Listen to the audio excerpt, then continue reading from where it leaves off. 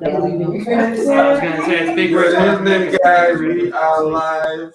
We are live. Today is 5/9/23, and we're broadcasting the process.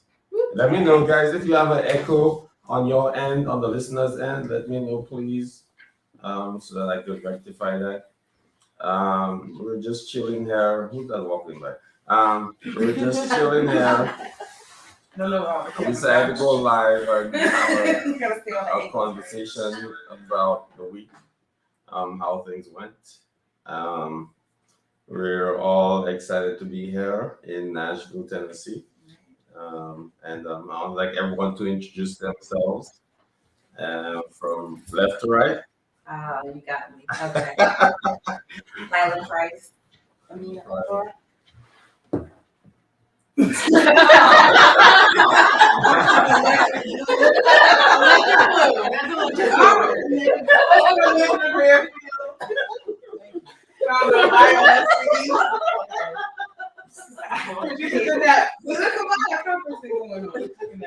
She back up. You're welcome. I'm trying to make a tripod out of my phone because even though I was talking crap about these, I was extra quick and I left my tripod in my room. Yes, who's that lady? What's your name? Oh, sorry, my name. Oh, sorry. Alessandra Nicholson, founder of the Cadre Institute, and also live on my TikTok, Lady Apen. That's LADYAPN. Okay, that's what's up. And on our left there, right. Yeah, whatever. If you Holland. Hello. I know. I'm trying to whisper it though. Just today. Seth Robinson. Okay, Seth. I'm Rebecca Peplow, one of the hosts of the P9 podcast and a member of the Clubhouse Sterile Processing What Do You Do group. What do you know? Sorry. What do you know? What you don't know?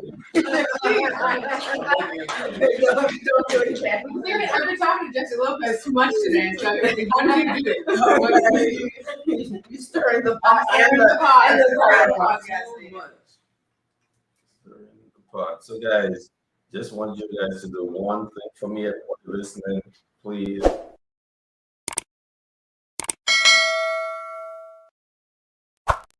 YouTube and make sure you use your pinky finger to smash the subscribe button. Yes, please like and subscribe.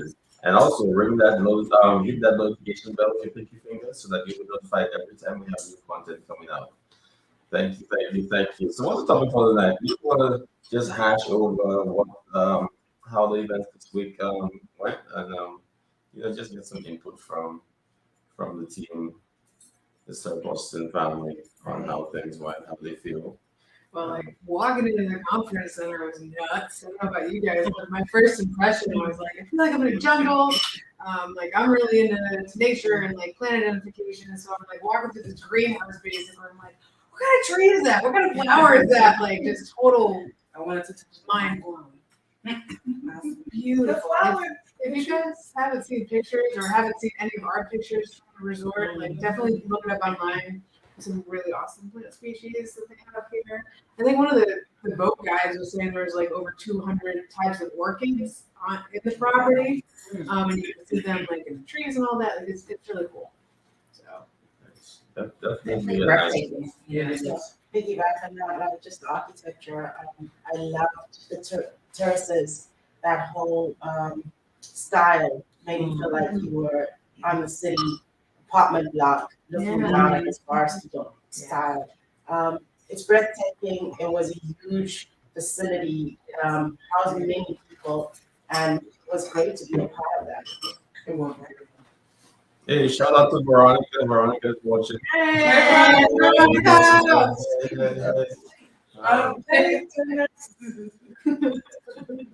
The disco party. oh, No, take it back. I'm sorry. Keynote. Kino! Oh!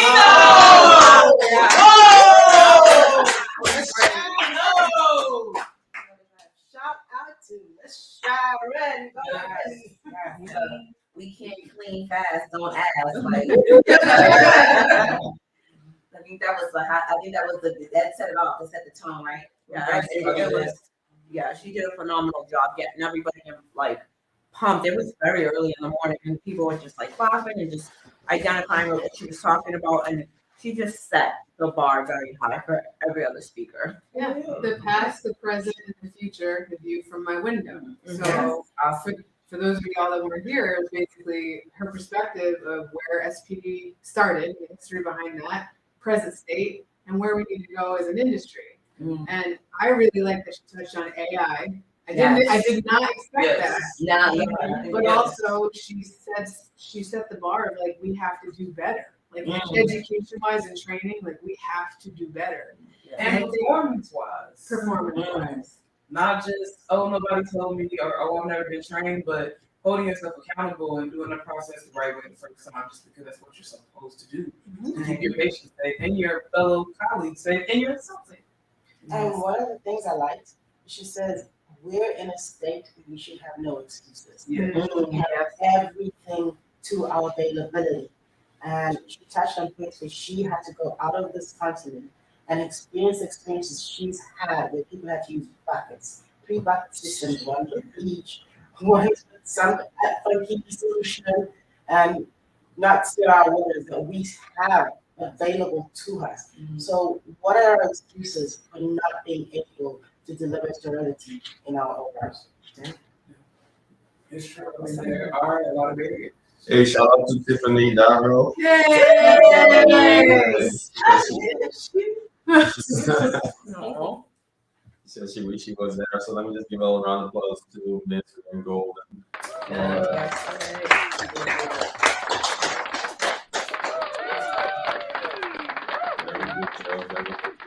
as the queen, I'm rubbed that she can't actually wear an official crown as part of our crown process.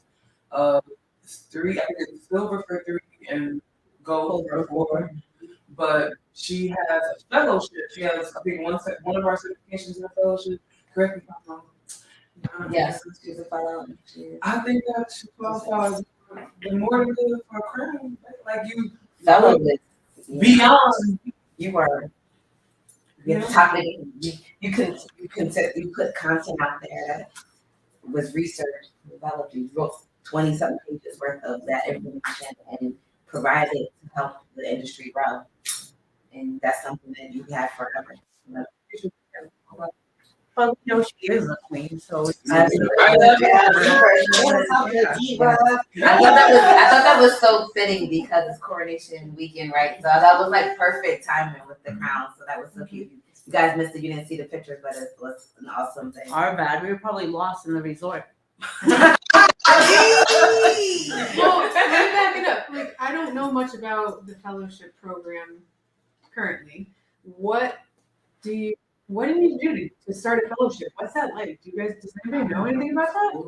You have to submit a paper. It's all online, Okay. but you have to have a topic, right? That is industry worthy. That touches on sterile processing, and it's like a dissertation. So it's like a very dissertation. researched and you have to have a topic that I believe is not already chosen from the list, so you can see all the past archived papers in there. But it takes a lot of effort and work to do it. As with anything, we all know how it is to create something of your own content. Yeah. I happened to listen to her speak about her process for creating it, and it has to be approved, right? They just don't give it to you because you write the paper. They go through it, they research it, they have to make sure that it's not plagiarized and validated and all that. So it's a process, and it's so detailed. So you earn that, and there's not a lot of fellows. There's quite a few members of us out here. I think what's the numbers for HSPI right now, membership wise? You're about 40-something thousand. Yeah, so it's but think about, I think it's what, 20-something. Well, actually, no. It's not a lot of fellows. 42,000 certified Oh wow. people. I don't know how many members. I don't remember the numbers. Yeah, because And you're you're not not allowed to different. record You're in right. there, so I don't know. We'll get the presentation later. Check your email for this one. Shout out to Sarah B. Cruz. She sent the link, hsp.org, education. Thank you. Wow. Gonna keep it straight in there. So go to your myhsp.org. Education, under education, you go down to the fellowship and you'll get all the fellowship requirements. I just printed out, guys. There's an opportunity for everybody to get become a fellow. Let's do it. That's all work. Yeah, absolutely. I know something I'm definitely gonna try to partake in is the scholarships that they have for higher learning. So I ran into a guy that's working on the foundation board, and he said that you can get scholarship money for your associates and your bachelor's degrees. Nice. And there's the scholarship process, which once I pull it up, I'll read that too.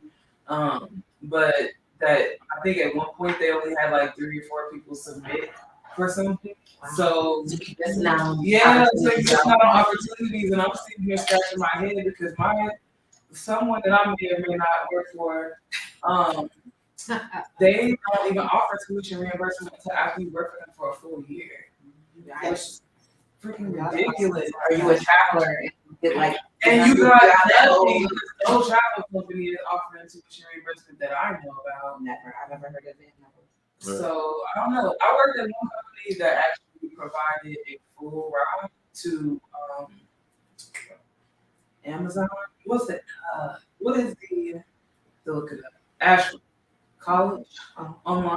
Yeah. So they have what they call a green tuition program, where as long as you work there, you could go through their program for free, where the college paid for part of it and then the hospital paid for part of it, but you never came out of pocket for any of your classes. So you can start immediately. That's amazing. Yeah. We need more opportunities to grow in education. Heck yeah. I think if you're in hospitals, maybe it's time as groups that we start talking with our directives and bringing it into the hospitals.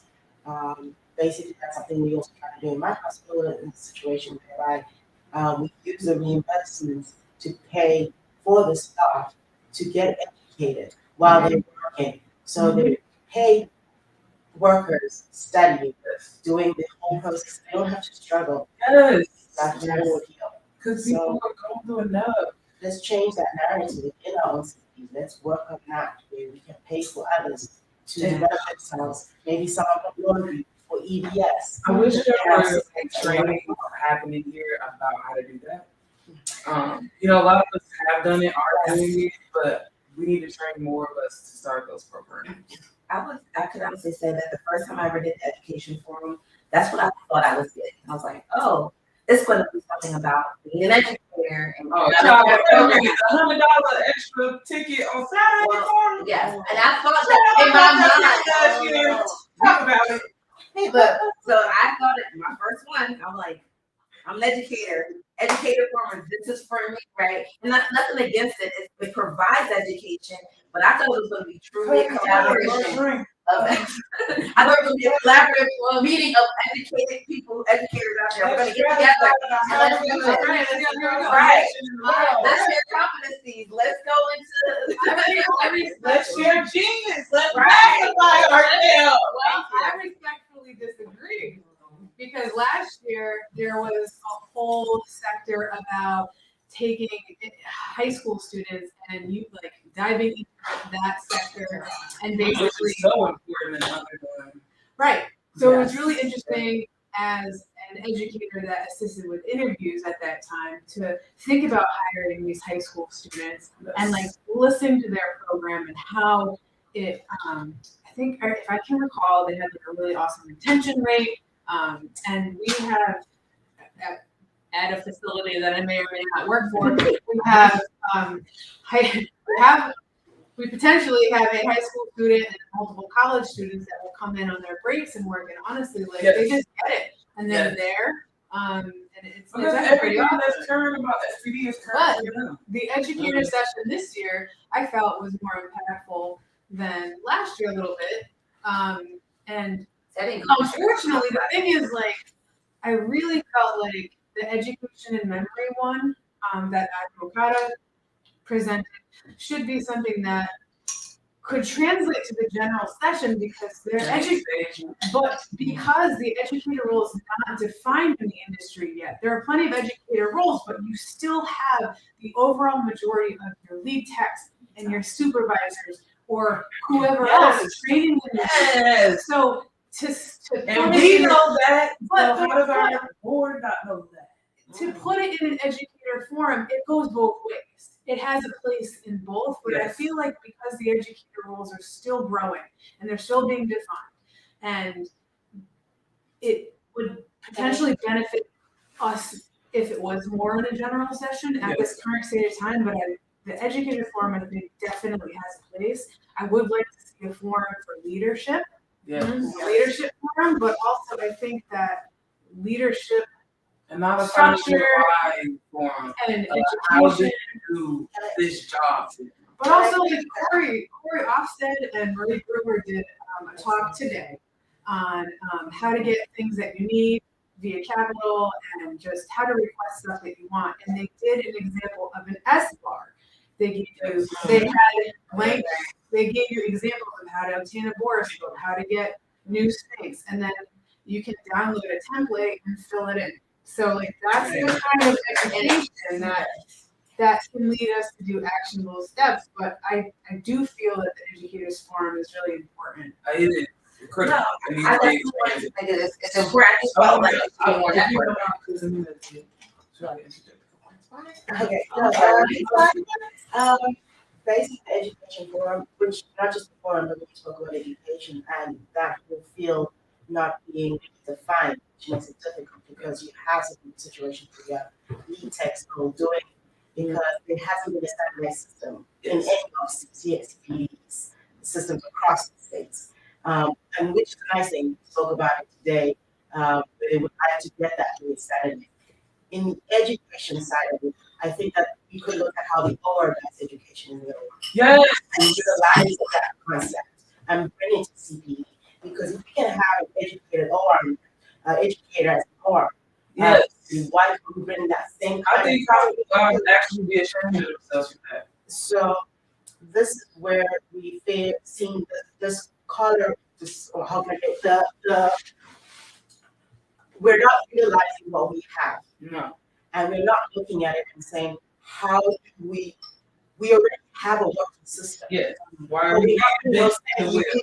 yes, we're not putting those systems in the right places. And we're trying to rebuild something that has already been built. Yes. We should just be better in the system that's already there, Correct. if that makes sense. It makes perfect sense, and I could not concur more. That's an educator. Do you have anything to add to that? Spot. In terms of the education forum, one of the things that's tricky with education is that as someone who teaches, right, the act of teaching has helped me understand how to be a good student. And so when you talk about things like memorization, stuff like that, I do think that is very useful for a general session type thing because that kind of education information is useful for anyone, regardless of their role, because it helps empower them to figure out how they're going to learn and retain better. When it comes to stuff in a specific forum, I think ideally the information there should be much more pragmatic and applied. Things close to what you were talking about, like the SBAR thing. Yeah. I think something like that, a little bit more focused on like, how do you build a competency, right? It could be something as simple as how do you build a competency for a piece of equipment versus how do you build a competency for a total process, right? And how do you have this competency for a system? because when you're educating, right, in sterile processing, we have many complicated skills, right? We're working on applied skills. It's a whole bunch of different things that are going on at once, right? And so if you're trying to make a competency for a whole department full of people that are all learning in different ways, different things, right? How do you figure out how to actually break competency down into your bite-sized sort of skill chunks that are going to be applicable and easy to pick up by everybody in the department, right? So I think that kind of pragmatic, sort of applied reasoning is better for a specialized forum, and the more generalized education information would be better suited to a general session. You said you were looking for a job? No. Networking. So that's the sensibility to transfer knowledge makes him a great educator. Yes. Whereas many people don't have that ability. So many people are educated, but they're not ready to educate. Yes. How do we get, or how does CPD now look at their systems and say, from the people, because we do want to promote within, right? Correct. That's the best way, we promote As within. long as they meet the performance. But at the exact same time, you gotta look at that, the people around us and say, are these people able to transfer knowledge? Yes. And we've actually started to mimic our education closer to that of the OR. So we have a Scrub Tech school within the system, and they go through, I'm not sure the actual like details of it, but what we've done is for anybody off the street that gets hired into sterile processing, there is a 6-week intro to SBD course that basically 7 teaches, and then so they're in the class for 4 hours with multiple breaks, and you can explain why breaks are important to learning. But after that, they go to lunch, and then the rest of their session is on the floor, which we have kind of seen that there's pros and cons to that. So we're looking into like making it more of a lab style. But there's still a lot of things that we're working. We're in the 4th cohort of this right now, and overall, it takes about 13 to 15 weeks with program. Before it was 9 weeks, and we realized that with the class, we're losing about 120 to 140 hours of training on the floor. So we extended the period to 13 to 15 weeks for their introductory period. So this is the onboarding process. Yes, sorry. No, it's just But yeah, because it sounds like something. Onboarding process for anyone coming to the department? Or Yeah, just so that's how hold it's on the street? hold off the street people. Okay. It's morphed a little bit for people with experience. What is the orientation process look like for somebody with experience? It's a little bit more chaotic right now. It's gonna work. Well, no, they're already ready to go. You know, we assess their skill set. We do a much shorter introductory period, and once they get the hang of it and how our system does things versus what they're used to, they're able to kind of jump in. We always reassess competencies when somebody starts. You know, even on the resume, if they say they've got 7 years, it doesn't mean anything. You have, I mean, experience. It speaks to a certain degree, but you could work somewhere for 20 years and still be terrible at doing certain things. Because your assessment is not always accurate. In most cases, people were just taught the wrong thing. Let's Or the talk wrong way. about So, self-assessment. so let me, Tiffany said something. The issue with the education and the education role is most of the time techs don't even get the chance to see if they're able to do it. And even leads and supervisors don't know anything about education and SPD, but they have the title. Yeah, and so kind of speaking of that, like pragmatic skills in the education forum thing, you know, I mean, like transferring knowledge, right, is a skill, and there's a lot of different ways to do it, and a lot of times, right, like we assume a lot of people based on our experiential observations. So we may see someone that maybe we just happen to see them once, they articulate something pretty well, and that just sticks with us, and we're going to say you're a good educator, because maybe we're not familiar enough with education to even know what makes a good educator. And so that's why I think there needs to be a lot more discussion about how to teach, pedagogical structure. How do you actually set up like a lesson plan? Yes. How do you build a curriculum, right? Because there's a lot to it. There's a lot to it. You have to be a very sensitive person to be able to teach. You have to be empathic, and I like empathic. You read the book, but like empathic in real life. Yeah, right, exactly. And so, you know, when it comes to the skills, there's not a lot of resources out there. Like if you go to type in you know, if you type in sterile processing education, you're just gonna get like CE links, right? Yeah. And so that's why you know, I'm trying to find a lot of information. You know, nursing education is a pretty big field, right? So you can, if you look into research about, you know, how nurse educators teach nurses, there's some stuff there. Really, if you have any kind of experience teaching anything, you know, you can try and see what transfers. But yeah, it's hard because like if you're an educator, you know, like you may feel like you have to almost convince people of your skill because people don't know what it takes to be a teacher. Because you always hear like, oh, you can't really teach, right? But that's really not true. Like teaching is its own thing. You really have to have an intimate understanding of doing it in order to transfer the knowledge. Can we just call them? So we're looking at preceptor educator because preceptor educator are not the same role. But as go back to your point, have we defined these roles? Have we truly given a definition to what that role is as a preceptor / trainer / educator, or we kind of lump it all together and hope for the best? And we're not getting, and that's why the tech may feel I'm not getting what I really thought I was getting. You said you were going to be the educator for me. And Stephen Kovacs sent me an article a while back. I believe it was like a 2011 AORN publication about the education process and what models are good and what you should avoid. And in it, there was a really good section about how to establish preceptors and the guidance you should use when determining a preceptor. Again, it was from 2011, and I can't remember the author.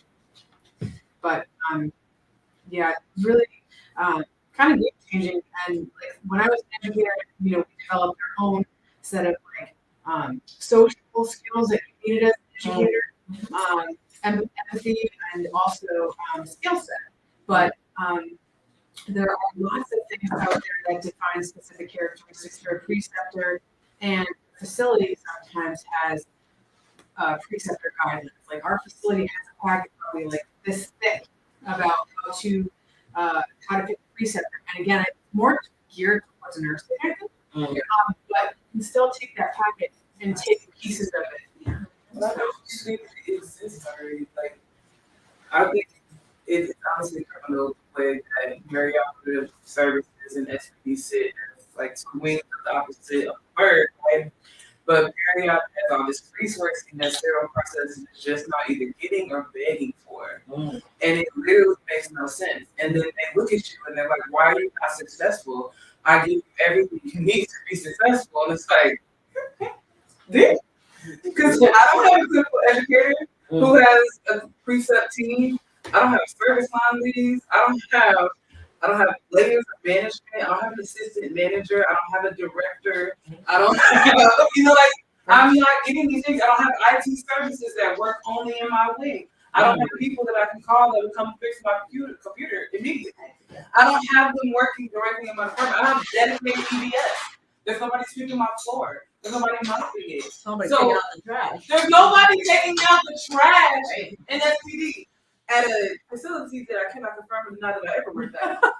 There are departments that don't have dedicated EBS. And so you have trash that just sits in the same place for days, or stains on the floor that sit in the same place for days, or no hand soap in the bathroom of an SPD. I mean, I feel like that's a very common problem. Common. I've seen it from coast to coast, Midwest, north to south. So it's like how that would never happen. Well, maybe not saying that because I know somebody probably is going to not clean ORs, but that is less likely to happen. Can I kind of explain? I'm going to be the opposite end of it. I agree with what you're saying, but at the same time, where does it stem from? Do we always blame the OR? No. Or do we take it back onto ourselves and say, what are we doing to make these changes for ourselves? Because if we just continue putting the blame on the OR, things will never change because it's just about a blame game. We have to work with each other. We got to work with each other. And it seems so impossible sometimes, but Yes. you make Because I also think, are we confusing blame with accountability? Okay, true. You know what I mean? Because there are spaces in which we do need to hold peer departments accountable for their conduct within our departments. But to your point, we also have to hold ourselves accountable for our behavior, our resources, what we taught ourselves to be able to get up and go after. If you're not going to hustle for your excellence, you're just not going to have it. And that's in any sector. We also got Yo, where my bomb at? Hold on.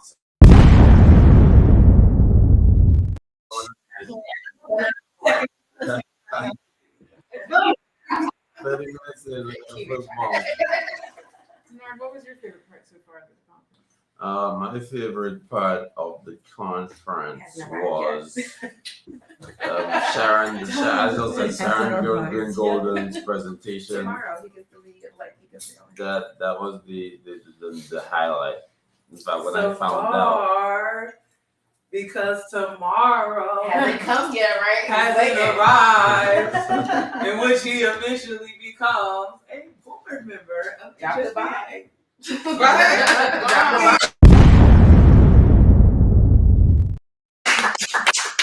Still indeed well deserved. Marilyn B. thank you.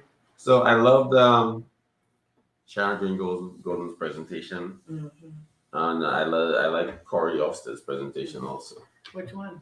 Oh The yeah. first one, The first right one. after. The splash study. Yeah. Yeah. that was That quite was interesting. so- Yeah, it was Yeah. eye Splash opening. study 2. Splash I Up was 2.0, gonna say you yes, right. Absolutely. because that's They both had their pros to them because they'll feel a little different. I enjoy it. I definitely think you're so right. Yeah. Like I don't know about you, I know that I go through some emotions on like the conferences, Yes. right? You go from being first day, so excited, haven't seen you, never met you, Yes. running around, Yeah. reconnecting, it's amazing, right? And then the education starts. And then I go into I'm failing my people. Yes. Yeah. I am not the best. I'm not doing my best. I'm not giving enough. How can I There's more give to more? be done. You know, exactly. But that's what And we're then I'm motivated, like Right. going back on. That's I why we're can't here. wait to get back at it and be the best that I can be. And then you get a little sad because you know like these are the last moments for this, right? I won't see you guys again until another year. I don't know. We can find you. It's all right. Ultimately, be virtual. We gotta go back to that cylinder, your virtual family. Now we're gonna be virtual again, connections, but it's not like this, sitting around, hanging out. Right now, there's a whole group of people hanging out in the place right now, enjoying themselves on a different level. But this But is what this is like these are the brings to emotions us. that we go through, right? So as this we is come. our investment in ourselves. Like we're all Yes. here. Like this is expensive. This was easy. But Yes. look at what we get out of like we're investing in our network, in like getting to like meet each other in person. Like you know, it's yeah. Community. Exactly. This is our everybody in this room is like the first time I've met you, but I've been connected to you for years, right? Right. That's the first time I've met you. It's our And support that's group. also when it's like when you find your tribe, you know. Ooh. Like it matters who you run with. So to kind of hop onto the point there of like you see a new study or new article or you go to the conference, right? You get that sinking feeling, right? Like you failed somebody or you're falling behind. Just a tip to everyone out there, especially when it comes to like reinventing the wheel. Consider using library resources. Now, if you're lucky, if your hospital happens to have a library, talk to your hospital library staff. They may have facility access to journals that you would otherwise have to pay for. Yes. So if you happen to know, like there's maybe something, there's something really juicy that you want to go read up on an APIC or something, but you don't have an APIC membership because you were sterile processing tech, and you don't even know what APIC is. The library can hook you up, right? The other thing too is that depending on the services available, they may be able to do something called a literature review, where if there's something that you're particularly interested in, maybe you're dealing with something in your department, maybe I don't know, off the top of my head, like maybe you just started doing eye instrumentation, you don't know a lot about it, right? So maybe you go to your librarian and be like, hey, can you do a literature review on sterilization and disinfection of ophthalmic instrumentation? And they will hook you up. you tell them what you want, they'll come back at you with studies and books and publications. And then, like Alessandra was saying, if you don't have a hospital library, I guarantee if you go to your public library, You have a public library. Nobody knows what that is anymore. It just sounds You like- go Well, hey, here if you don't know what it is, it's gonna be a whole new world when you walk in there. All right? It's gonna be a whole new world when you walk in there, and even Also, university libraries. Yes. If Yeah. you live close to any type of college or university, Mhm. most often you can access their library as just a general citizen of the public. So that's another place to go where you can get a next level of resources. Just back up, sorry, are you finished? I was gonna say one last thing. You know, just remember, like the library, like it's all there. All the information is there. It's just waiting for you. It can be very intimidating, right? But one of the many jobs of a librarian is to help guide you to that information that you're seeking. So leverage them, ask them, go up to them, talk to them at the counter, because you're gonna find out all sorts of stuff you never knew. We know that I've got the master's degree to be a librarian. Yes, I just learned that. It's not now. It's an intense. Coincidentally, my auto technician told me that. He's like, you should think about going to be a librarian. And he explained one of the things he said that would be interesting about it is that because you are generally working at your local level, you have to deal with local city council, legislators, and things like that. Yep. He was like, so even though it seems like a really quiet position, you're really a mover and shaker with movers and shakers. I was like, I had no idea. I thought you just gave me books. But and lastly, to that point, the public libraries have so many more resources than just books.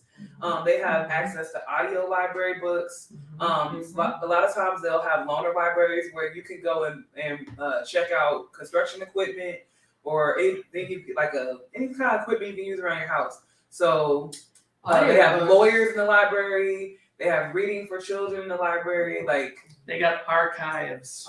Anything's happened in your city or state, they got all those newspapers. going back from Anitia. So definitely, if you haven't been in there in a long time, go check out your local library. Yeah, they got assisted reading devices too. I just wanted to piggyback something that was said earlier about the splash study. Yes. There was a device in our exhibit that would help. It looked like a space suit. What did you guys think about having that in your CPD areas to help mitigate what the splash study had taught us? And yeah, it had a whole. Yeah, all the orthopedic. Yes, the doctors normally use that To be honest with you, like I've worked with some employees that had some limitations that they needed to wear a PAPR versus a mask and face shield. And it's interesting with these new settings coming out with a full face protection like that. Does it make us look at that more? Or that's a hood. I don't It's know. definitely getting into the details of everything, but like on the whole, would decon staff be safer in that group? I think they would be. We upping your level of gowns is really important. A lot of places are using sterile OR gowns because they have that. Or isolation gowns, still. Yeah, Get rid of your isolation gowns and stop reusing PPE. So yes, Stop. so that's one of the reasons I brought that up in the splash studies, because I was thinking of how many places take advantage of this, like, oh, wear this face shield again. Yes. Just put your face shield back, and when you come back from break, put it back on. Or how many staff do that just still trying to be conservative for no reason? But the splash studies, oh, go ahead, I'm sorry. No, no. I was gonna say that the coolest part I thought about this, the 2.0 splash study was the floor traffic. That Yes. they included. The floor traffic. So, patient story. I worked in a facility where they had 2 3-year-old patients that died from infections that they caught in their surgical procedures. And doing the risk assessments, the SBARs, and everything that we did, they figured out that it was from some germ that only grows in the grass outside of the hospital. So somebody wore their shoes outside the building, walked into the OR, and because now with this Splash 2.0 study, we know things that stay on the floor don't stay on the floor. They seem to creep up into surfaces that we touch and then migrate even further. Into patient beds. Even, right? And don't even concern patient beds, they don't clean those recordings. But anyway, so this occurred at the facility, and the facility response was to create a policy where you had to have hospital laundry, or they already had hospital laundry scrubs, but you couldn't wear them outside the building. Mm. And you had to wear a cover jacket so that you could be easily identified by security if you were outside of the department in those scrubs. Because the expectation was you put your street clothes on, you go outside, you come in, you get a clean pair of scrubs. So, and it was also being socially pushed because they're very close to and I mean outside the door of the hospital. You go down the street, there's restaurants galore on both sides.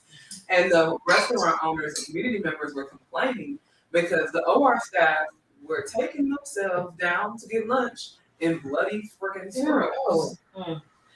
You know, when I worked at a hospital under David DeGrossi for a couple years, and one thing that I remember from that hospital that I've never seen done in another hospital was I was taught in school that when you leave the department, you should put a coat on when you're walking around the hallways. Dave's hospital was the only one. And button it up, Where otherwise we- not a coat covering Where the front. we had lab coats that you would put on every time you left the department to go to the cafeteria or go out to the bathroom.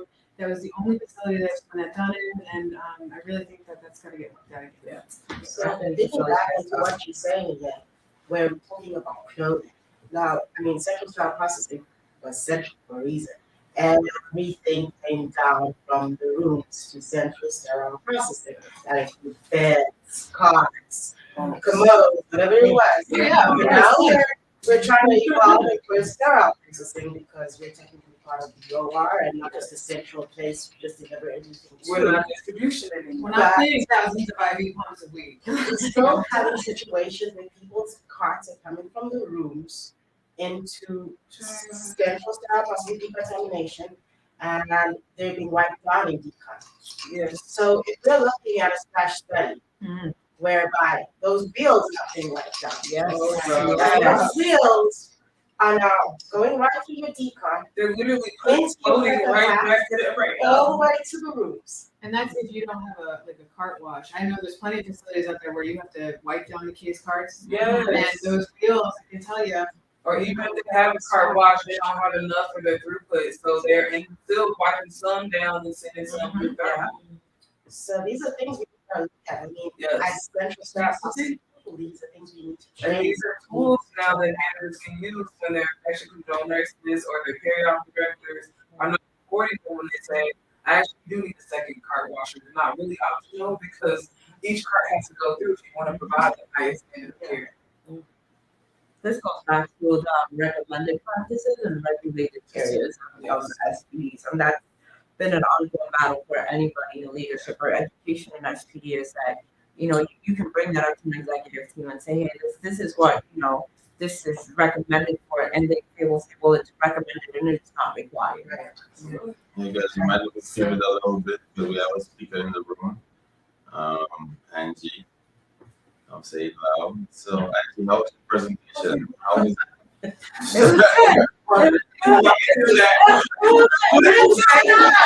We all got a little confused. Doing a U- Yeah. He said, we're doing you turn. I'm like, oh, got it. Look, I feel like I'm in on that U-turn. So months of preparing and just studying, like Miss Green Golden said, I put the slide deck under my bed and just hope that I think the presentation itself was easy for me to speak about just because it's my story. Yeah. And you know, it's things that I've encountered as bilingual tech, bilingual leader, bilingual educator. what was your talk on? For people? So yeah, if you weren't there, my talk was successful leadership with English as a second language. And you know, just basically touching base on the challenges that we encounter, you know, when we have English as not our primary language and the way that we have to process certain things and have to translate information in your head to be able to respond. So just different challenges and a lot of positive feedback. So I think it went well. It was amazing. It was absolutely. Those of us who were in the room. Absolutely amazing. And the crowd was huge for 7 a.m. Yeah. We kept talking about it, so that's what everybody else And it kicked off a conversation that went all the way to the end of the business meeting. where multiple people got up and asked questions about what is HSPA's approach to ESL tests and certification books, to which they continue to respond that it's too expensive and not currently a priority.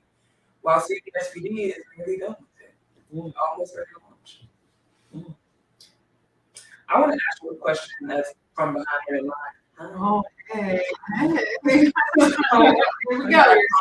You're sandwiched between the lines. You're in London. You're in the Oh my crossfire. God! You guys Don't remember get that me show, excited. Reading Between the Lines? Where, does anybody remember that show? On PBS, Reading Between the Lines? No. Reading Oh, Between yeah. Oh, Yeah, Between the Lines. Look it up on YouTube, guys. It was awesome. But no, it was a reading program for kids. There were these two minds that owned the library. And the kids would come in and they check out books and they would tell the story. So it was like a Reading Rainbow thing, but it's a different version. And the intro song was, that woman was singing. And then she started reading. I was like, what's happening? But, so, from the perspective of emotions management, doing new things, stepping out as an entrepreneur, a new female minority-owned business owner, I wanted to ask you about what it was like going through the process with the Contract Institute and doing your coaching, of being able to take your confidence from where it was when you first, when you were like super nervous and ready to cry at the airport, to being able to get up to do your presentation and frankly knock it out of the park. Having you guys. So it was conflicting emotions. Like you just come in and you're like, am I really doing this like for the right reasons? Like people really gonna listen to the message that I'm bringing, or am I representing these technicians accurately? And is this really what they need? I didn't want to like fail. Alessandra had me at I'm like texting her in the middle of the night. She picked me up from the airport and just yeah. So I mean, having people take me under their wing and Danny and Riley, you're like just knowing that they're following my content and that people care and that they respect what I'm doing and that they need me to do this. That's what got me to like, okay, I'm confident enough now to deliver my message because people understand what I'm trying to say. So I mean, having you guys, except for the 9, no, I'm just kidding.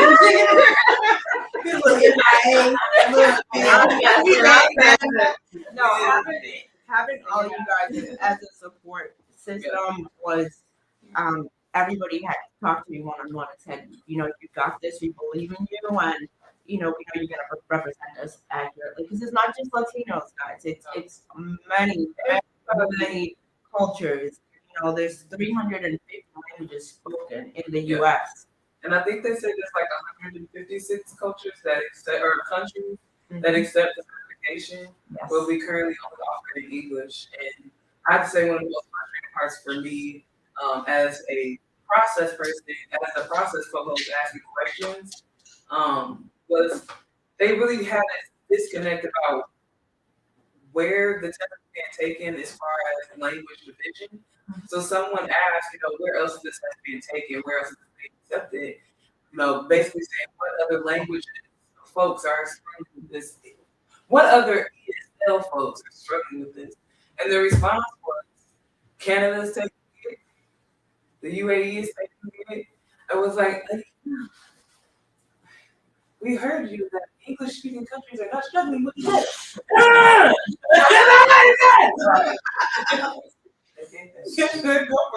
Sorry, I just wanted to add on to Angie's point here.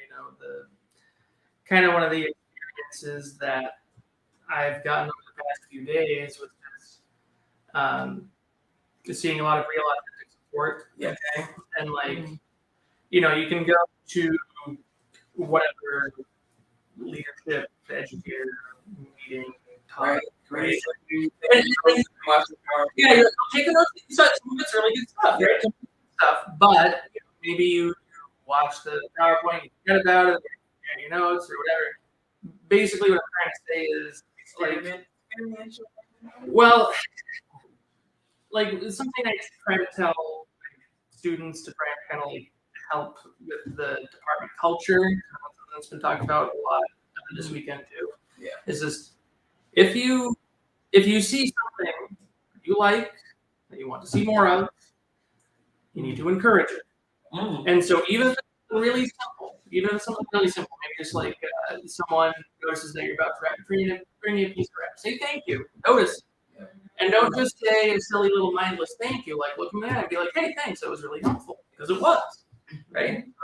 Because there's little things we all do to just help the people around us, even if we're not really thinking about it that much, just because we're just trying to keep everything moving, right? But like, it doesn't matter who you are, how long you've been doing it, or how important you think you are. No one is too good for basic manners. Yes. We need to say please. We need to say thank you. We need to ask for what we need help with, and we need to help people when they ask. We cannot make assumptions. We have to communicate.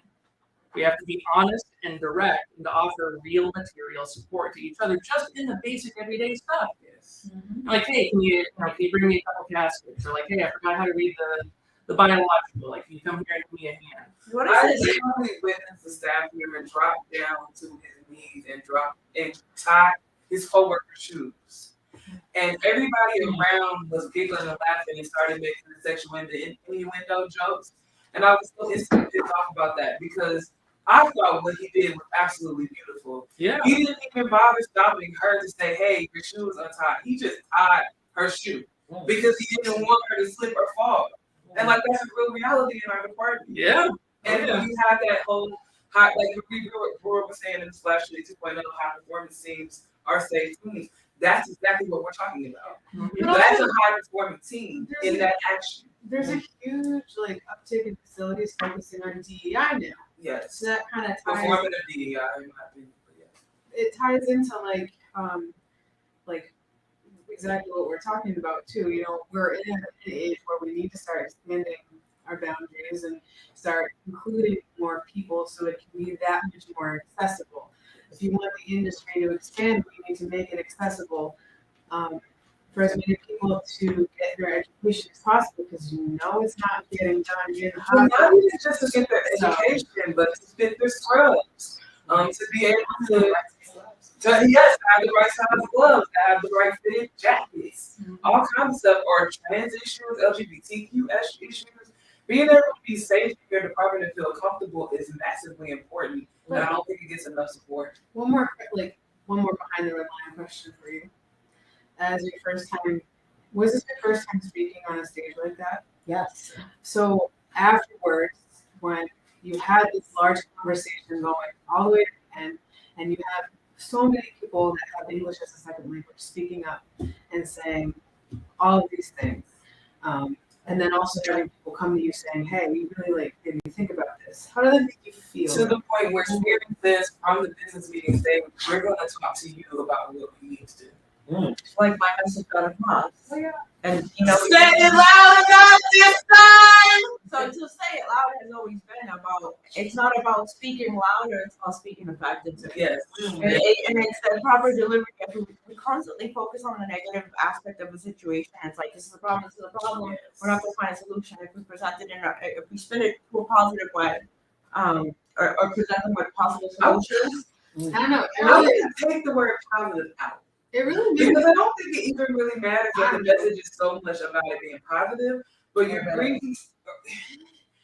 bringing data, you're bringing experience to the conversation, you're bringing reality. Well, I got And that reality could be, it could make us feel positive or negative, but it's what's real. Well, I think what's I happening, just what's brought now. them this is what helped me. Yes. This is These are what real made me- tools that were solutions for. I mean, one of my favorite things that they kept asking me is like, can you give me an example of a successful technician with ESL? Me! You have 22 years of experience in the field. You just took your certification exam and passed. I just took it for HPA because I've always had my CPSC certification. We think we need you.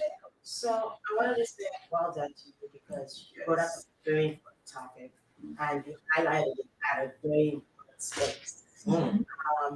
But in that space, we heard them say to you, loud and clear that they didn't have financial capabilities to be able to bring this to us. So this is my question to HSPA, since we have a future board member in our rooms. He said, I ain't even clock yet.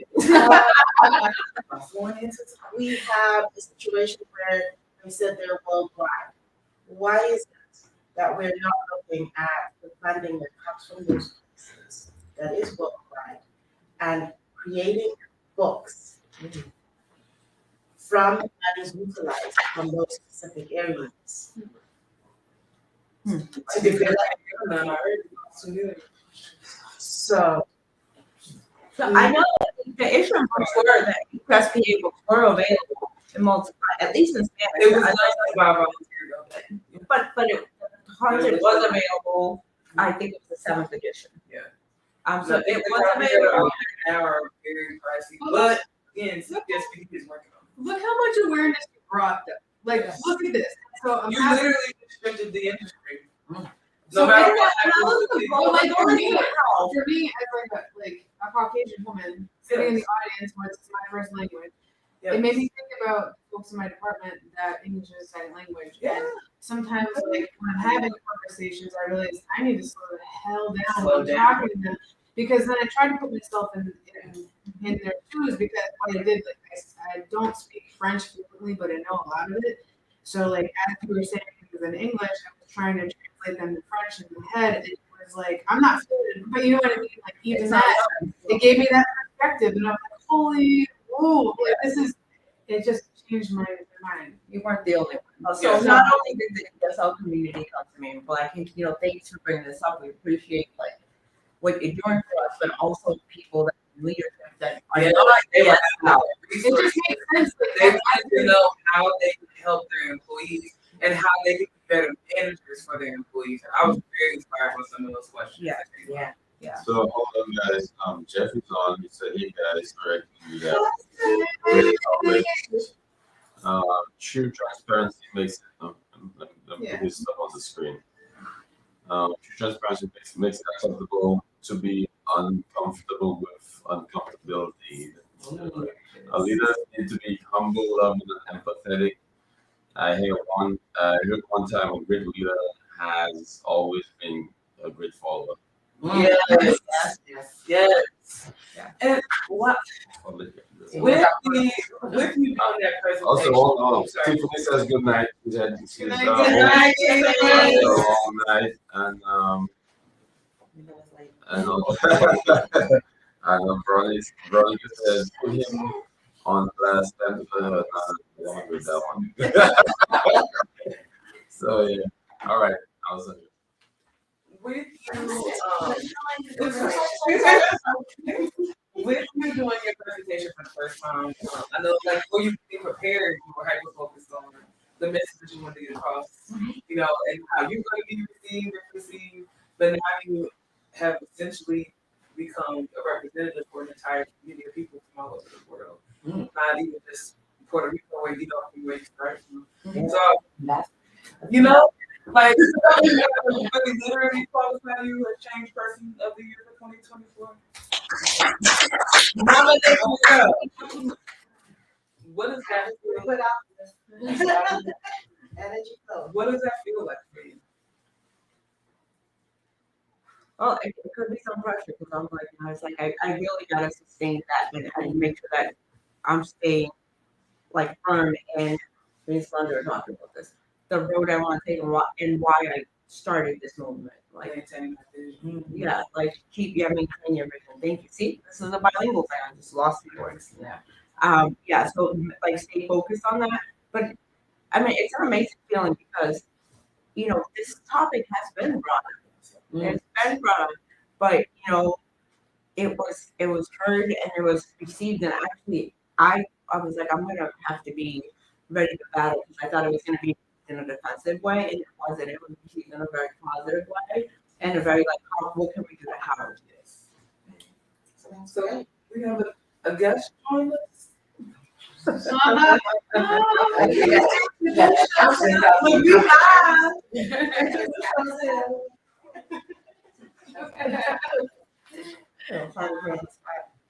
I know, I really have lost my voice though. But Shelley Powell, I have 26 years experience and start processing. Started out with no experience at all. I had to transfer from retail because it was a little crazy, so I was looking for something more stable in the 90s. As you were told that healthcare was more stable environment in terms of job security, because retail, they always lay off. So at first it started as a job, not necessarily as a career. After the first couple months in it, I'm kind of like, oh, this is not so bad. And then shortly after, maybe about a year or so into it, I started to get my certification. It wasn't required in the 90s, but I decided to. It was a 50-cent increase. I think I got 25 cents. Did you guys get great for your certification? Yeah. It should be still 50 cents. I think it's like $1. Yeah, I got you. For me, that was 2009, and it was 25 cents. Oh my How God. much the average price right now is like between? I honestly can't remember. But the exact- hospitals want to say that they're encouraging certification and self-promotion. It depends what hospital you're at. Yes, because on the floor, I cannot remember his name off the top of my head, but I will find out just in case you want to turn your Indeed applications on, your notifications on. There was a director here that at one point was offering $20,000 sign-on bonuses Oh my for God. SBD techs. Yes. $20,000. What was the commitment? I'm like, No, literally, sign on. So if you're in the management sector, you know, you may or may not be aware. A lot of times, part of the salary packages that you get offered is for the sign-on bonus. So you'll get an offer for your yearly salary, let's say it's $89,000, but then they may offer you $5,000 as a sign-on bonus, just saying thank you, welcome to the crew, we appreciate you being around. Something else to be aware of is also if you're moving locations or large distances, you can also ask for relocation packages. And you do sometimes have to ask, but they won't always say that you should get that money. But 20 grand for an SBD tech, you're offering that, yes. Yeah, So but how long is it spread out over? Right. yeah, I don't know if you guys have sign-on bonuses that stretch out over 2 years. Yeah, I don't know. Another way to take advantage of people. I've never had one that didn't pay out on my first check. That's amazing. Everyone that I've got spread out. Yeah, I've had one so you went somewhere, you're telling me they spread out over they multiple. they're telling my text that there's a sign-on bonus and they stretch it out. Yeah, they make them aware that, you know, you're gonna pay this Every much quarter. for right? They Mostly, If I give you $20,000 on your first check. But okay, so that mostly every quarter. is Like, that I had a sign-on bonus of $6,000, and every quarter was $1,500. is that why we can't keep leaders in this class? Because the sign-on bonus is being paid out immediately in front? Believe it or I don't think so. not, because I got immediately. A lot of time like that, you can lose most of it. Exactly. Yeah, That's a good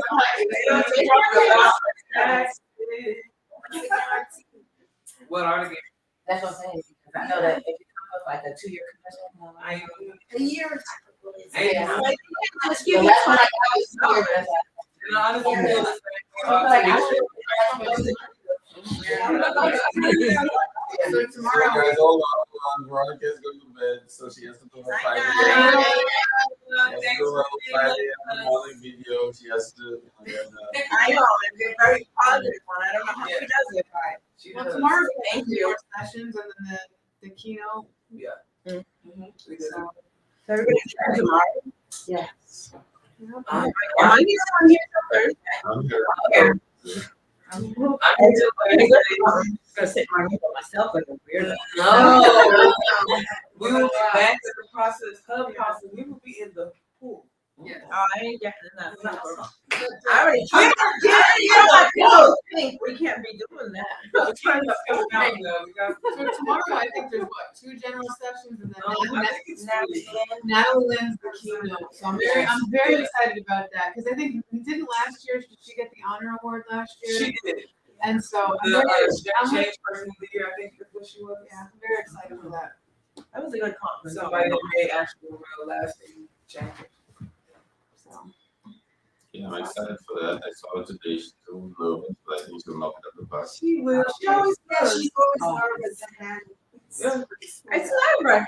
10%. You know, If And that's a bigger room. It's a bigger, it's like Yes. bigger. you know, I think that the room wasn't a problem. It was the damn lights. The We was lights. completely blinded. Yeah, you have like 1,000 pairs of eyes on you. Yeah, I don't know you if get the eyes it's up. that's always totally calm. Like I've always felt a little bit nervous, even before we go live. Even on a virtual Yeah. platform. Yeah. I mean, for this, it's just like a thing, you know. know when you girl nervous. Always when I was singing that song, My Way, at the end of the thing, like I had no guts to get up there, but I swear to God, my leg was shaking so bad. I could just tell. I could not tell. You was singing loud and beautifully, but I could not tell. Man, I was like, oh God, this is so. So, question for everyone: what improvements would you like to see next year? About the contents. We were like, Can I ask it in a different way since they're hyper focused on positives and negatives? What's one thing if you can wave your magic wand, you always keep at the conference, and one thing that you can wave your magic wand will just go away. motivation. I think you always see that. Trying to motivate. What would you do away with? You said keep a motivational speaker. Yeah, because you gotta encourage everybody. And do you think that it was important that the motivational speaker was somebody that understood what we were doing? Yes. yeah, I like that. That's critical. Because it could be someone else that has a different perspective on things. But it's really, Yeah. yeah. So, you know, So what, wait, one second, what would you do away oh yeah. Oh my God, what would I do away with? Oh, Jesus. Come back to me. Can't think about it. So, what did you see? What did you like to see? We are all gonna answer. Oh, then I was just trying to help her answer in a different way. because No, you're- no, no, I think about it. Yeah. So, just piggybacking off the moment what you said, the motivation speaker, but there's different ways of motivation. I've been to conferences whereby you have poets who do poetry for healthcare, and they are so amazing how they bring the concept of what you're doing into the poetry. And we could bring in different people from different fields, but create that environment whereby we hear different genres to keep us going. You know, Yeah. that interesting Creative, stuff, creators. yes, that creative. Creative comedians. And so what would I keep? Would be the idea of the forums, but change it around in the sense that interaction is vital. Yeah. So I would create a situation where we would have speakers, 3 or 4 speakers on a day, not 1,000 different ones. Not concurrent sessions Yes. where you have to choose which education you're gonna lose. Out of that, go into sessions whereby you're having dialogue and mixed conversation. So if you're from different countries, you're mixed with people from those different countries. Maybe you have tables where you have the countries, people go to them, maybe to exchange, fast dating. Oh my God, And have things like that whereby we discuss maybe, what are you doing in your country? You know, what are the changes? What would you tell us you think is better? You know, Yeah. have that kind of dialogue. And what type of things you feel like your country brings that help enhance the Exactly. industry? So more things like that. What I would take away is,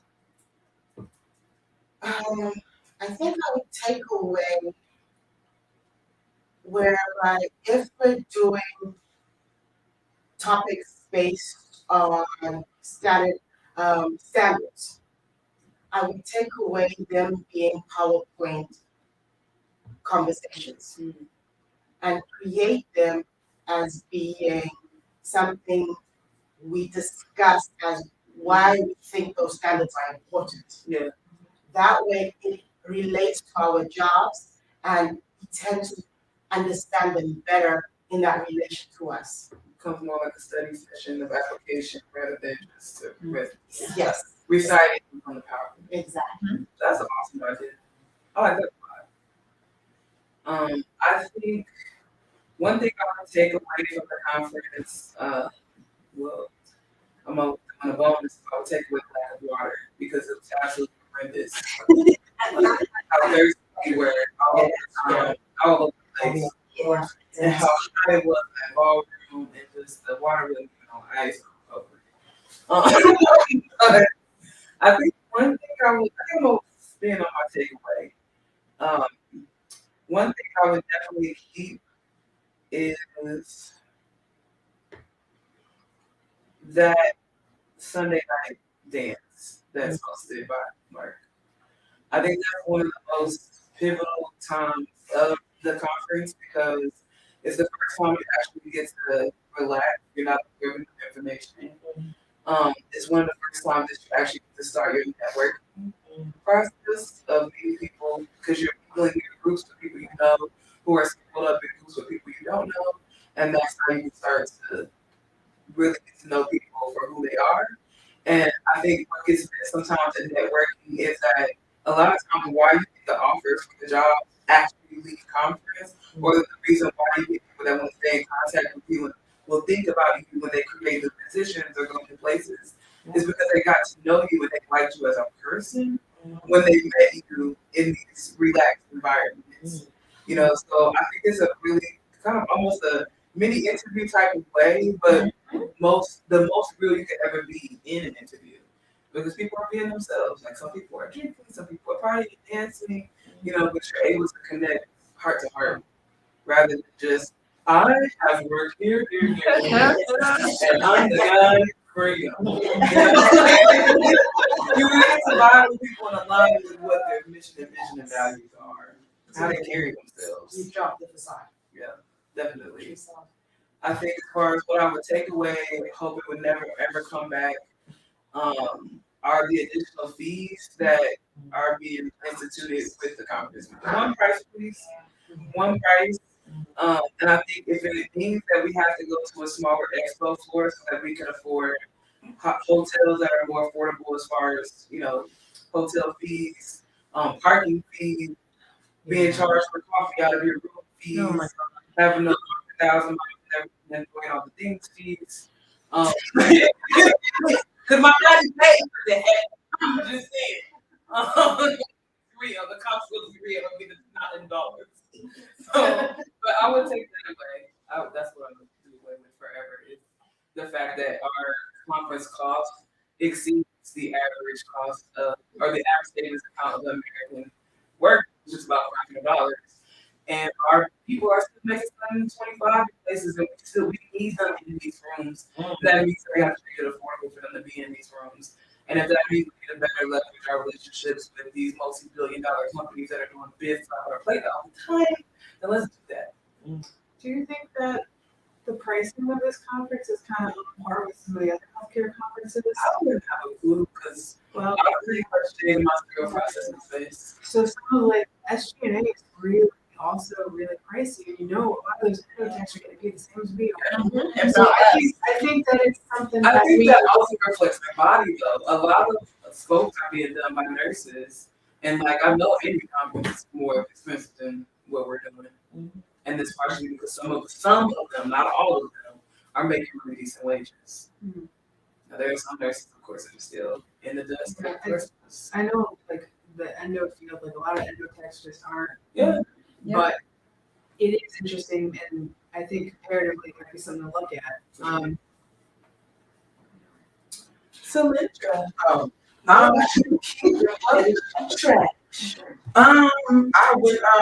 would like to see more information that deals with the whole person because I'm not just a sterile processing professional. I'm a female. I'm close to 50. I have other things I need to take care of me, whether it's dealing with my credit, whether it's buying a home for the first time, whether it's looking into my 401k plan, my Roth IRA, whatever, whether I'm an entrepreneur or anything like that. I need to know more about me, take care of the whole me. Some people in these sandwich situations where I'm dealing with my aging parent and I'm also dealing with the grandkids, you know what I mean? How do I manage that? How do I manage going from one place to another? How do I relocate? What does these off-site reprocessing centers look like? You know, it just so many more things about me. Maybe I like to cook. Maybe I'm trying to lose weight. Maybe I want to run a race. It's like, how do you deal with all these things about Solyndra that's more than a sterile processing tech? That's going to help enhance my life and save me some money. You know, how do I save money? How do I invest in stocks? Help me understand all these other things so I can stay tapped in and turn it on. And then, Yes, I'm the bomb one. yeah.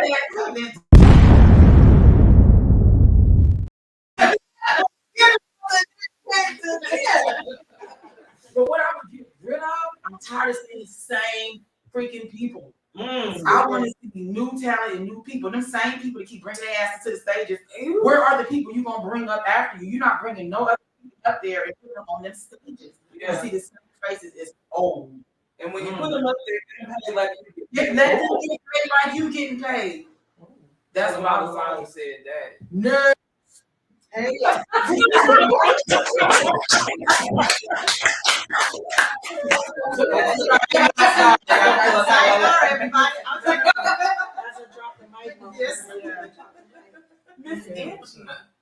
I am not too impressed with the education piece.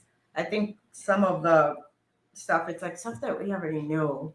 Like, why are we paying? So you would this trash much? like the basic content, I the just- biofilm, I just, water quality I mean, 101s. if you're gonna give us information that we don't know, by all means. But why are we sitting there for I mean, something because if we're you already paid like aware of? $2,000 to be here, you're the nerdiest of all the nerds. Yeah. You read the basics, the 101s. You did that already. I mean, I thought the presentation on the low plasma sterilizers, the hydrogen peroxide, and that was like amazing. Like that was a lot of good information today. Yeah. I think that was the only one that was marked as like advanced knowledge level. Yes. Yeah. That was a good one. Yeah, It was really, really good. I like that. And of course, and Jamie's bipolar. That presentation was also really good because she presented us with solutions to the negative culture in the department. So I think that I'm still trying to like visit that. Like what would I get rid of? I definitely think that maybe we don't need such a big expo floor. I felt like that was a little bit overwhelming at a certain point. But I mean, all in all, I did enjoy the conference and just being here and getting to meet everybody. And I mean, there was good content, but some of the presentations were like, some of the speakers are like, oh come on, like yeah, it was. I mean, I sat in the front, see people like falling asleep. And I was all here. Was it training anything to get you prepared to do that? I mean, I have my best that worked with me, but I But mean, that's official. nothing official. No, I had no choice that Do like. you like to support some type of official support? I mean, like, even you can recommend Toastmasters or something. You don't want to help yourself. That's Just what or YouTube videos directly to it. Something.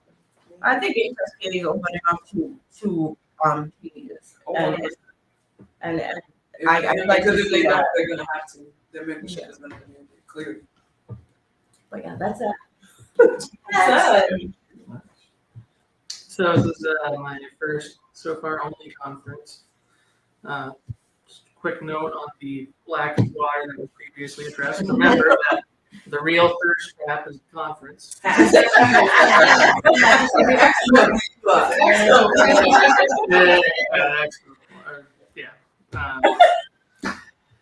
So, what do I want to keep? Yeah. So, the thing that I want to keep is not necessarily something I saw being actively presented, so to speak, but what I really want to keep is the active person-to-person free exchange of information. Knowledge is absolutely power. It's why we are here.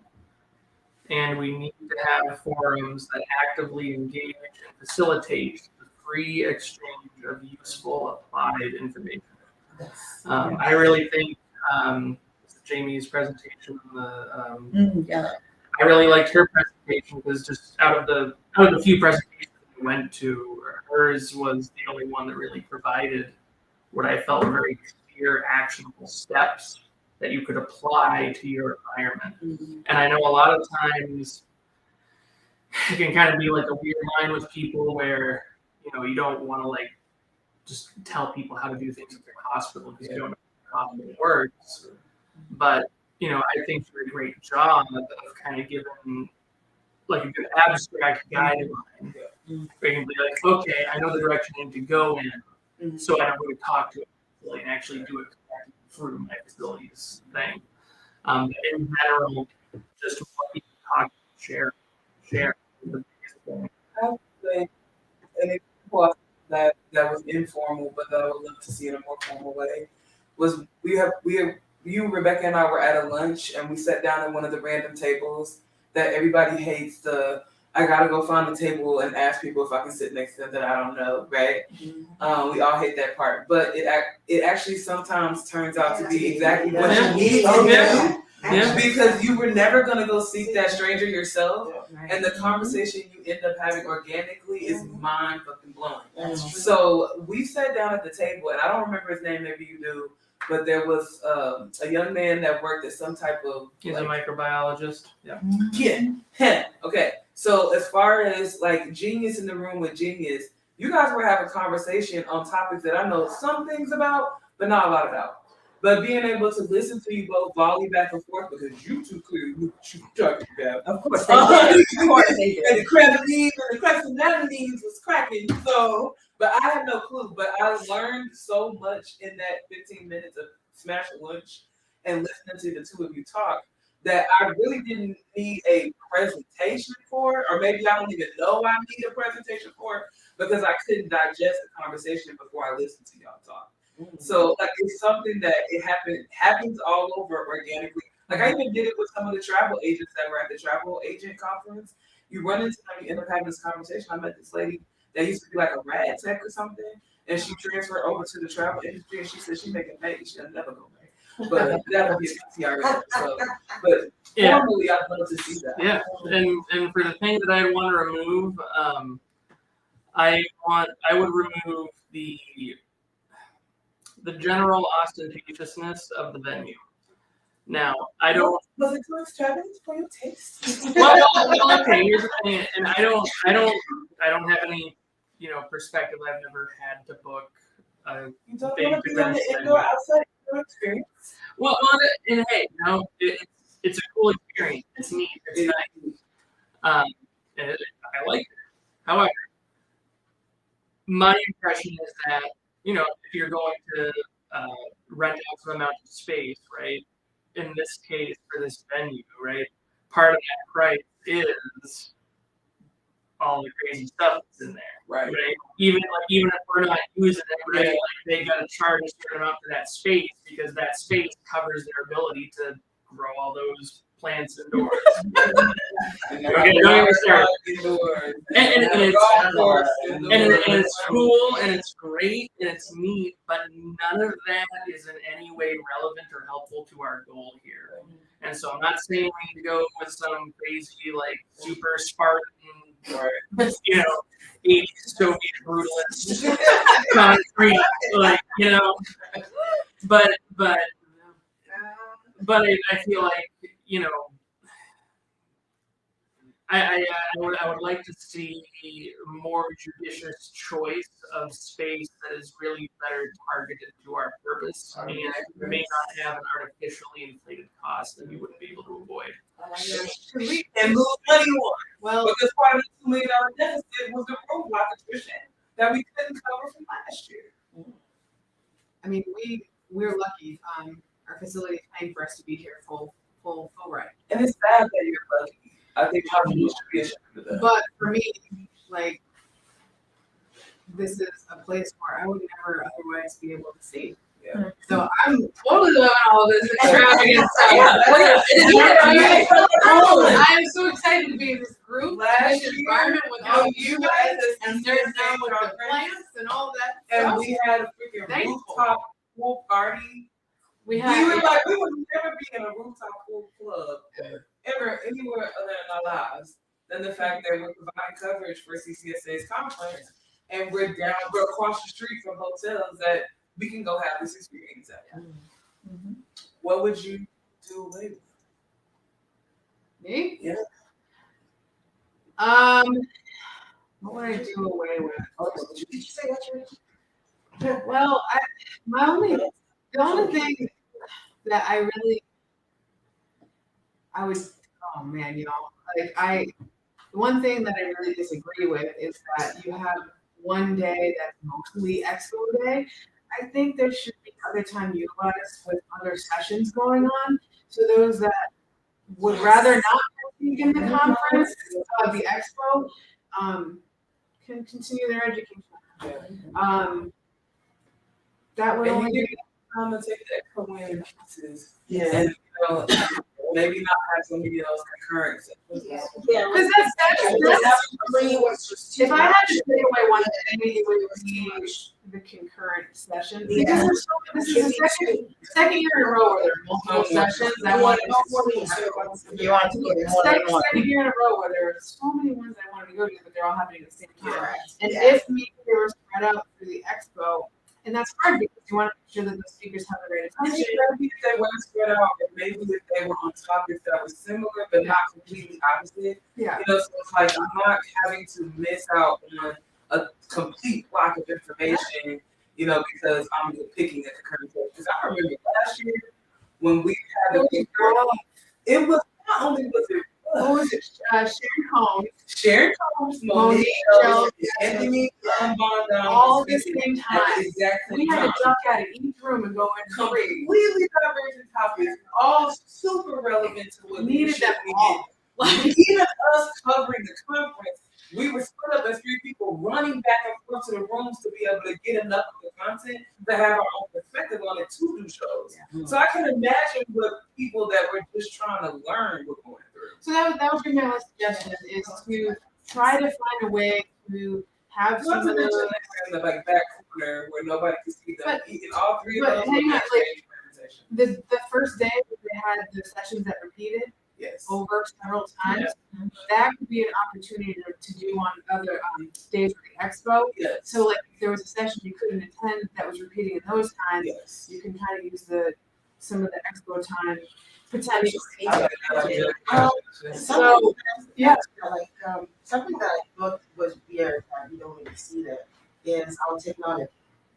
So things like SPM and things that we use so ready in our system, in some places don't even have. So if you're having people coming across and they're looking at this technology for the first time, and people can have these discussions, what do you think about this? Why is that one better? What do you facilitate? How do we get these systems to work better for us if we're not having these conversations when they need to happen? And I think the vendors can utilize that also to their advantage. It's an opportunity for you to talk to the nerdies end users that are out there. These are people that are going to tell you the things that you're doing that work perfectly, that they love, that they tell their other friends about.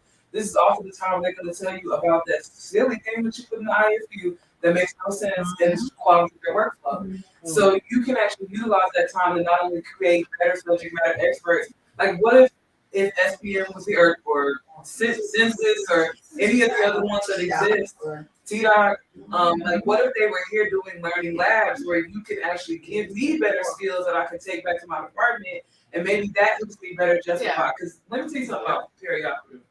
They and the hospitals in general, they don't really want to spend money on anything if they don't feel like it's going to make them money in the long run. Them sending us to a conference to really hear about bio numbers and make them more money in the long run. Them bringing you here, you learn how to better use your system, you become more efficient, you're able to do more cases, you're making them more money. I'm sure I will send you for an entire week, go out and come back because every time you come back, I make more money or I make a better system in which I cut costs. That's what they like. So utilize that. That ties into what I want more of or what I really want to keep is the stuff like today that we learned from Maria Corey about like NSR. Yes. From Sharon Green Golden's keynote speech, we need to do better. And I'm a big proponent of education. I always have been, but also now in the manager role, you need your leadership to be strong. Yes. When you And empower they're your actually strong in their heart, strong in their capability, in their so competency. things like conflict resolution, growing our leaders is really important. So if we can provide that type of education in this type of space, growing grows as a whole industry. And that's where we can really expand and start to elevate ourselves. So I think that's the key. I think it's also a place where we can bring in outside entities that have information and skills that are relevant to us being able to do that. So like I think about the like people that are doing different types of personality testing or getting teaching from a But different like, perspective. to be fair, like the CHL book, I just got my CHL earlier this year. And reading that book was a book that I wish I read years ago because it would have saved me a hell of a lot of frustration with not understanding how processes work and how leadership and management work. It was very helpful with education space. So if you guys haven't read the CHL book, 10 out of 10 recommend for HSP and CBSP. The CBSP management book is wonderful. Nancy Tobin's management class, while it is very expensive, I did find it helpful as a first-time manager. And I think it was like $500, but That's not too bad. but you have unlimited webinar access to it. But hopefully your employer will invest in you as a leader. So, but that's just the kind of thing I think there's a lack of right now, and I think we need to strengthen each other as a whole so we can, as leaders, grow, learn these skill sets that were never taught to us, and then that can trickle down. So like I was saying, we already have the words. These are things that we should have. Like have a leadership word. Yeah. Where if you're in management, or a certain position, you all CHL managers come together, Yeah. discuss what's happening in your field, what areas. I think that should happen at every level. Well, There should be like a round table for frontline staff, a round table for leadership, directorship, some type of round table where everybody is there having this conversation together, because there are things that I think give value back and forth that aren't exactly fair. Yeah. Sometimes from the leaders, especially like you just said, the ones that have been consistently speaking, they have one attitude, which is frontline needs to put their bootstraps and get it to freak together. And I don't always think that's the case. Well, I'm more of And us. frontline always thinks that leadership is just not doing it. But I'm gonna be honest, there's too many of us that need to stop complaining, get up there and This speak. is up there. And it's not also just a mission Because that you see you the gotta same get people, on. because nobody is stepping up. nobody's stepping up in most places. That is all of us here. Yeah. Except for you. I was gonna say that I felt like I spoke to that. Oh, baby, you spoke today. So much so they cut you off and then let more people speak. But you know what I'm saying? Off, though. There's a reason why you have this similar lineup of speakers, because a lot of us haven't come up to speak. I disagree with what I that. wanted to say was And that. I'll follow up later because I want to let you talk, but I vehemently disagree with that. Okay. Well, what I think it is that let's have real representation, right? Yeah.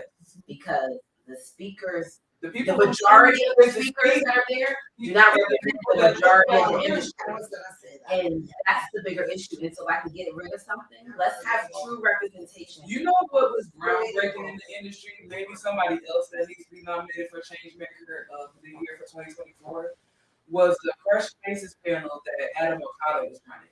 Or I don't know if it still does this, So, yeah, it's but really, I know the Fresh Voices panel still happens. But I don't know if he's still running it.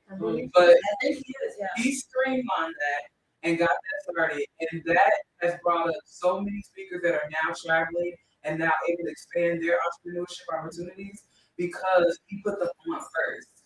DNI's first presentations were through Fresh Voices. And I know that Leslie has produced presentations my first. for people who are doing their first presentation, which non-shameless plug. If you need help with that, Leslie is a small business owner as well. She does help with PowerPoint presentation slides. Oh yeah, She does a phenomenal job. yeah, she does. And then even, once Leslie gave me a shot, the first speaking thing, then it was Adam, and then Beyond Clean gave me 2 shots.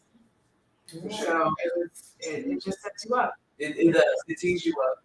So After we did Fresh Voices, I went on to speak at Renton College. I got invited to the East Bay Center for Youth Development for the Financial Education course. I did, I think, the Wisconsin chapter a few times in the summer, and I have a few upcoming things. Nice.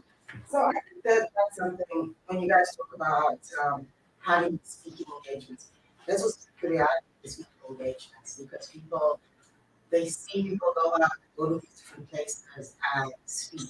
So when we talk about finance as well. Yeah. So are you guys sponsorship, are you part of the sponsorship? How does that work? Because you want people to go out there and engage themselves to the ones in some mix. Yes.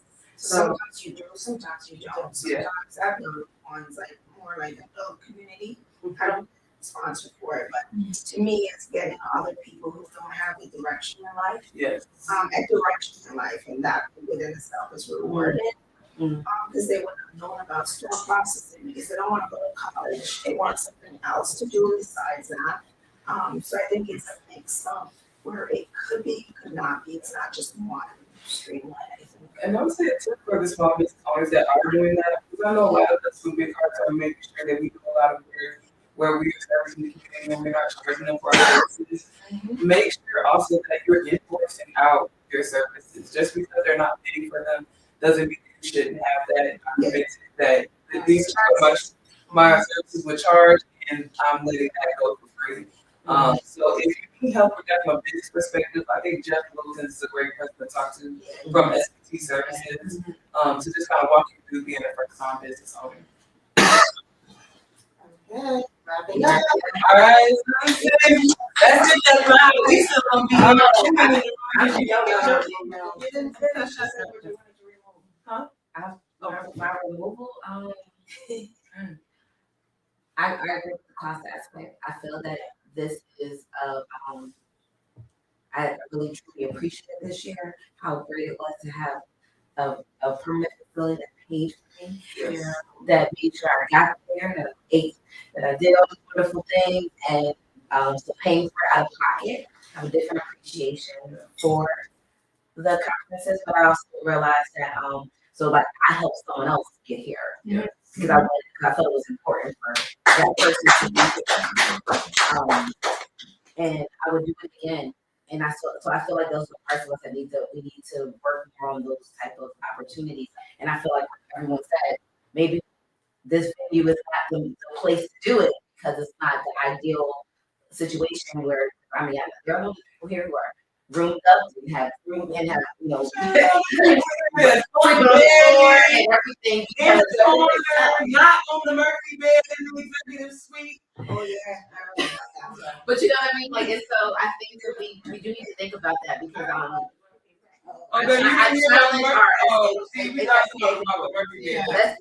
let's figure out how we can help because the technician who doesn't get here, but that wants to be here or even get a piece of this knowledge, let's do it. But also being more partnering more with your local chapters because the local chapter can bring you that conference closer to home at a smaller and price hold point. these local chapters accountable if they're not reaching their membership. Yeah. It shouldn't exist if they're not reaching their membership. So that's the give and take. I feel like we can do more. I think from our own experience too, like last year we had an Airbnb where we split it between Alessandra, Arkansas, and Solandra, and it was so much more cost effective. So we wanted to go block we just Yeah, had. not only cost effective, but it gave us amenities that we wouldn't have otherwise Like had a access to. kitchen and a We big had a kitchen kitchen, there. we had a So- washer and dryer, we had a place where we could bring our clients to it. We had a conference room space. We had an outdoor space where we could host events, where we could record content. It gave us access to all these things that, like you said, if I'd have done them at the venue, how much it would have cost me. First and foremost, it would have cost me $3,000 to HSBA because I have to register as a vendor to even bring this content to the community. Which I found to be insane because they're not currently bringing any of the live content to their other 40,000 members. When I don't even understand why that's happening because COVID was a thing. So why don't we already have hybrid? We did virtual. We do in person. Why don't we have hybrid? But I also believe that what you touched on the local chapter, I think it needs to be more pushed. Because no matter how much you said, okay, make it just be a more affordable. The department still has to run, people have to stay there.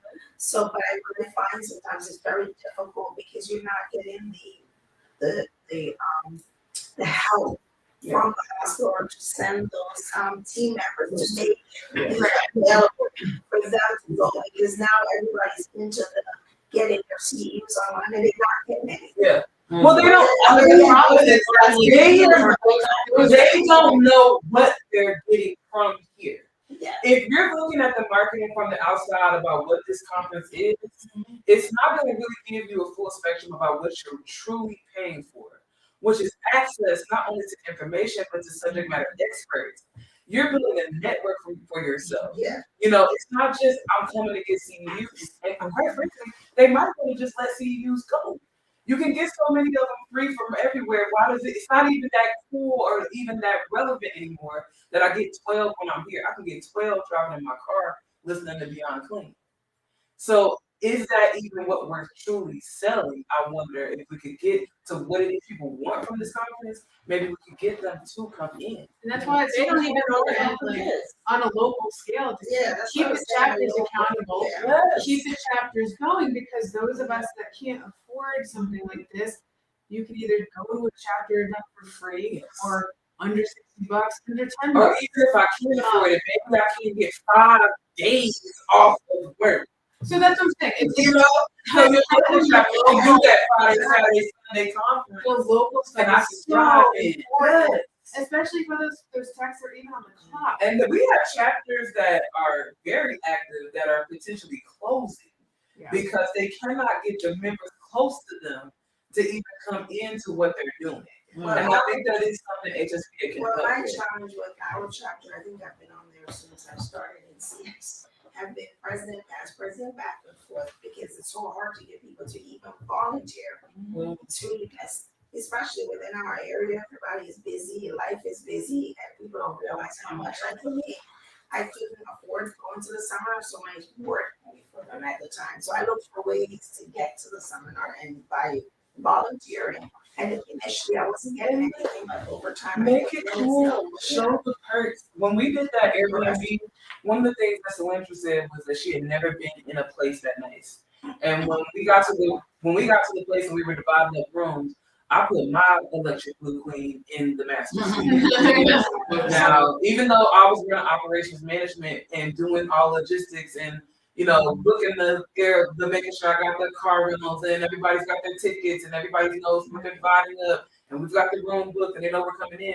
I got there before them to receive them. I could have picked the master suite.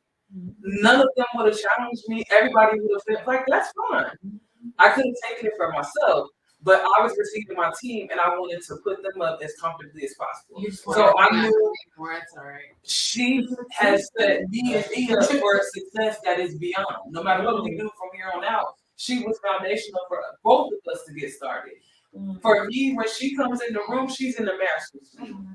I know D is my partner.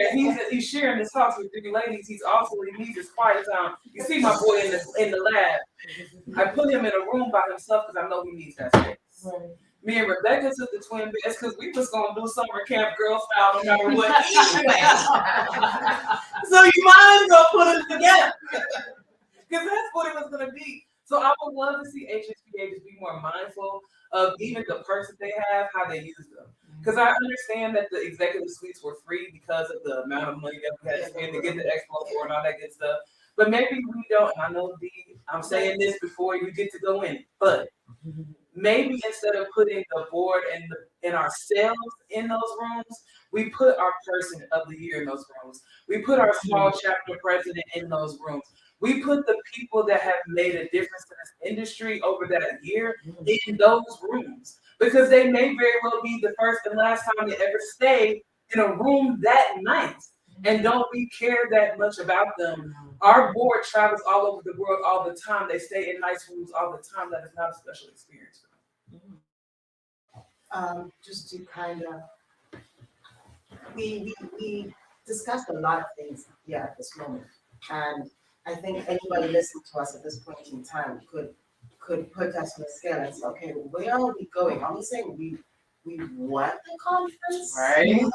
Or we want to actually go to the conference at this point in our times, listening to this. So I think what we need to state here is that yes, the the conference is vital. Yes. Yes, it is. the conference is important.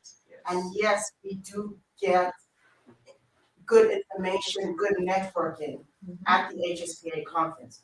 Now, whether or not we look at the abilities of making it to a conference and the quality of a conference, I think that is something now we need to look at. Maybe talking about quality as to people that can't afford it over quantity is something that we need to really take into a focus. If we have charters and charters in specific areas and people can go to those, this is great. So maybe if we're trying to give them a quality to show them that this is where you could be at in this industry, then we need to show them the beauty of where you could develop yourself too.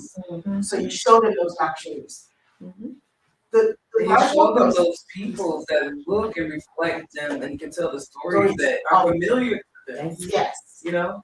And at the same time, then maybe we need to go back to our hospitals and say, okay, we need to run competitions. You know, if you're the best child for the year, we can be sponsored. Yeah. We used to do that 10 years ago. get our hospitals sponsoring our techs in a way to go, and our techs will now become a system where they're vying to win this prize. Yeah. So it becomes a motivational system. I think touting this, even though HSPA can't influence the salaries that the hospitals pay us, I think them being able to shine a light on the career trajectory and what the potentials are of the career ladder is something that they could do a better job of. Because a lot of people either stumble in the sterile processing or they specifically get into it because they're trying to make more money than where they are now. And so like one of the BTRO conversations we had was, what was your starting salary versus what's the highest salary that you ever had? People were signing my cover jacket that apparently is super expensive and shouldn't be purchased in the departments. But in people signing it, there were a lot of folks that realized that they could make a whole lot more money in SPE than they ever knew that they could. And another thing to add to that, like they just created sponsorship. Yeah. And sometimes, I mean, someone from a wealthy background can easily apply for that sponsorship. Yes. Maybe we need to look at the hospitals within the states that fall under HCA and that are the hardest hit with the most difficulties, and sponsorship only applies to them. So they only have to reach a certain criteria to be able to win a sponsorship. I love that. Because that's real. The next time we go, like they say that they're going to do a missionary project, something like that. Why can't we do it? Why can't the pre-conference day be free to the local people that are here in Federal Processing? That is a phenomenal idea. Why can't we do that? Because you're not giving us food that day, so we don't have to worry about that, right? And the water, no You water. was giving us water. So why can't the idea of this giving that pre-conference? Because my city's hosting you, you should be able to walk up in here. I don't like that. Now the only thing I can see them pushing back about is liability, right? Or heavily Because you have discounted price. something, but if you're local, like the tech, people right down the street. Yeah. There's a hospital right around the corner. Yeah. They didn't know And they're gonna know They're and bring more local people too, and that's gonna reach out because I'm gonna be knowing folks from just a state away. That's one of the things that Connecticut is doing. We learned that at the one of those I think the board of directors meeting where they talked about Connecticut give you a discount if you're out of state. So out of state, anyone can, from New York or New Jersey attending a conference, they give them a discounted rate. And they actually recognize them as out of state. That's awesome. So they have the badge. But that's earlier, you're encouraging the behavior that you want to see in the process of the center. You want to see more people coming in from out of state, you make it special that people are coming in from out of state. Yeah, they give them a discount. I thought that was really innovative. Yeah. With that. Great idea. We give HSPA plenty of vital things to do. Things that we could have charged you by the hour to consult on. All free. Do with it what you want. I just want to say before we end, like I love this. Thank This is you. absolutely I awesome. appreciate this. This is recharging my soul and my passion to continue on. Thank you. Thank you. So guys, we're looking forward to seeing you guys next year. Who's coming back? Yeah, be a Vegas. I think Let's that. see, let's see if ASCA wants us. Yeah, Yeah. Sandra, are you coming back next year? Yes. Are you coming back next year? What do they think? You coming back next year? What happens if that is closing? You got it. Andrew, you coming back? I want to come back. I can't guarantee that I will, but I want to. Can't guarantee. Yeah, I can't guarantee I guarantee. can, but I'm gonna want to. I Yeah, mean- I can't guarantee I can either. It'd be nice, but it's a lot. It's it money, ain't it's- easy. If money wasn't an option, Angie, yes or no, would you come If back? money wasn't an option, 100%. I It's 100%. D, 100%. there you have it. It's eyes all around. And so guys, thank you for tuning in. Everybody who tuned in. Let me just give a shout out to those who left comments. We have Tiffany, Davil, Tiffany, we have Veronica, and we have Jeff Wilkins. Hey, So Jeff, you're Jeff's okay. doing good tonight. That's what's up. So guys, we'll see you.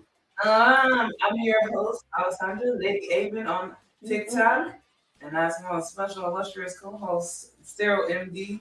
Make sure you find us on YouTube, and if you haven't, take that pinky finger and smash the subscribe button. Please, please, please. Just 1 second. Let me drop this link. So.